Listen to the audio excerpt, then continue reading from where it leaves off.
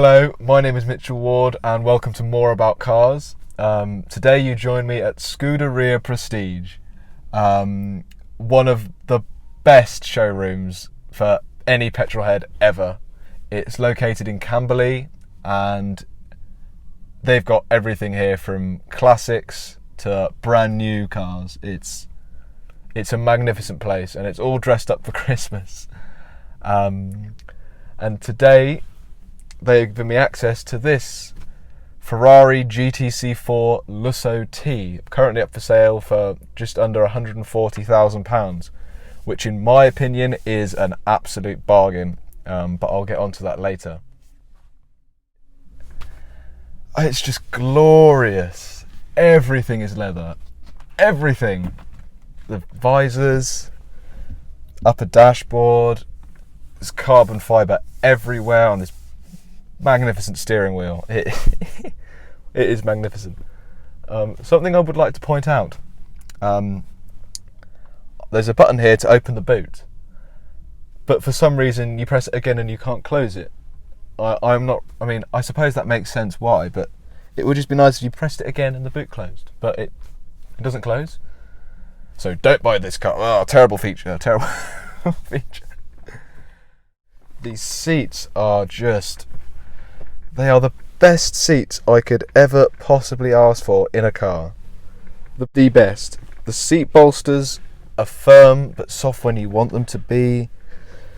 The headrests are so plush but also firm. You know, it reminds you that this is a performance car as well as a luxury car.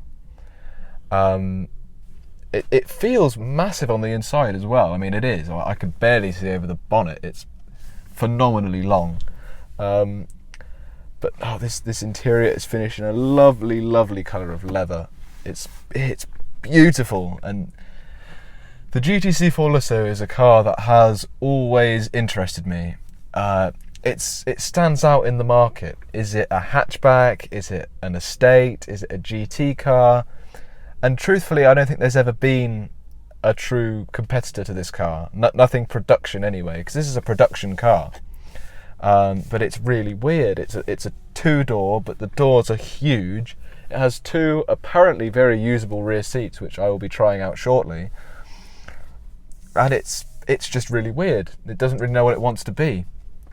And sadly, I believe it's being replaced by the Ferrari Purosangue SUV in the next couple of years. So we're not going to get another one of these, sadly. So here I am in the back of the GTC4Lusso, and once again, phenomenally impressed. Seats are beautiful and soft and comfortable. Opening armrest in here that is magnetised with two USB chargers for your mobile phones. Cup holders, because what car is complete without cup holders?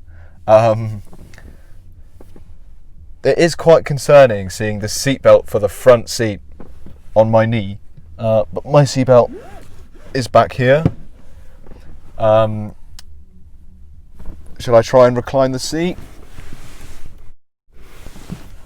I can't reach, so I can't give you an accurate impression of leg room, but it would be pretty cramped, but not too cramped. You know, if we're talking better than the likes of a C63 AMG, a Bentley Continental GT.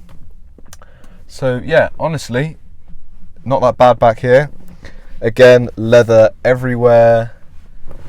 You get so comfortable. Honestly, you get so comfortable. We've got lights, lovely speakers, leather trimmed door panels. This is just an Alcantara headlining. It's magnificent. It's fantastic. And little storage bit here and there, but if you've got two young kids in the back of this, they would be very happy. And two more fantastic air vents, you know. Honestly, nothing to complain about. I thought I would be, I expected good things. And good things have happened. This is an excellent place to be. A really, really excellent place to be. So I like it very, very much. So here you join me in the point of view of the cockpit of the GTC4Lusso. And as you can see, like I keep saying, leather everywhere and beautiful carbon fibre steering wheel and dashboard inserts and a screen that works. Now, there's a lot of room in here, as you can see. Turns out this does actually open, and you've got 2 more USB slots and a lovely light. And the navigation does take a while to load up sometimes. Yep. Another point, it does seem to think it's 21 degrees outside, and I can assure you it's about 4. I don't know if that's in Fahrenheit or in degrees Celsius, but there we go. Oh, we have sat-nav. But yeah, it's very responsive. Better than Land Rover systems, which is ironic. But yes, no, this is a really, really lovely interior. Something that it's very, very intuitive. All the technology, I hopped in and within 10 minutes I knew what I was doing.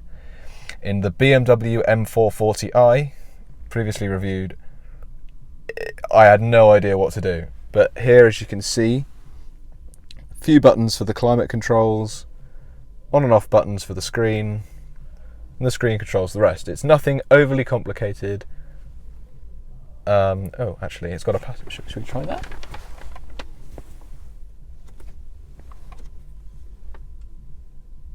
Doesn't work. Glove box. Ooh, pretty. That's really, really small. And yeah, like I said, the door handles, really weird. I must admit, I didn't know how to get out of this car for a couple of minutes, but you've just got to pull this with quite a lot of pressure, and there we go. Quite easy in practice. In terms of the exterior design of the car, it's something I've always really loved, and I know a lot of people haven't. They thought it looks a bit awkward, having the really, really long front and the short back. But I personally love it. I think it's one of the best looking Ferraris currently on sale. There, I said it. And that will cause a lot of controversy, believe me. But no, I think it's magnificent. And in this specification as well, it's quite subtle with the lovely, lovely white. I think it's called Bianco Avis. I don't know how much money that costs, probably about £5,000 just for the white paint alone. And it's in a really subtle specification. You know, it's not too shouty, it's elegant, understated, but magnificent. And on the inside, it knows its place perfectly. These are lovely sport bucket seats trimmed in soft, supple leather, so it gives you that sporty feeling and touch, but it remains luxurious. The steering wheel is carbon fibre, but the bits that you touch and feel are in lovely hand-trimmed leather. The interior, everything is just leather and aluminium and carbon fibre, and it looks sporty, but it feels lovely. And a long time ago, 20, 30 years, people would argue that you bought the Ferrari for the engine, and the rest of the car came along for free. But in modern Ferraris, and this one especially, it's a complete package. It is undeniably a complete package. So overall, what do I think of this car? I think it's magnificent. I don't think the price matters, being around £200,000 or more if you want a different engine, and the amount of options you can get on Ferrari will bring the cost up significantly, very quickly. The panoramic glass roof on this car doesn't have it, and I don't blame it, because the sunroof costs £11,500. But anyway, cost irrelevant, this is a fantastic car, and for the same money, I would buy one of these over a Bentley Flying Spur any day of the week. I'm incredibly impressed with the technology. It's also easy to use. The steering wheel, how it feels, is fantastic. The seats so supportive and luxurious and impressive looking, and material quality in here, I would argue, is just as good from my perspective as the Bentley, being everything feels solid, everything that looks like metal, you touch it and it's cold and it's aluminium. I'm very impressed. If you're watching and you happen to be in the market for one, buy one. And if you're going to and you want the V8, look no further than Scuderia Prestige. This is an excellent example. I can see it's well looked after. You know, everything is still soft. These seats have no signs of wear at all. The carbon fibre has no scratches. The screen has barely any fingerprints, but that's probably because they've cleaned it. It's just a beautiful car. So, you know, thank you to Scuderia Prestige for letting me in the car. And I think you'll join me in another one of their cars very shortly. But till then, thank you for watching. I hope you enjoyed.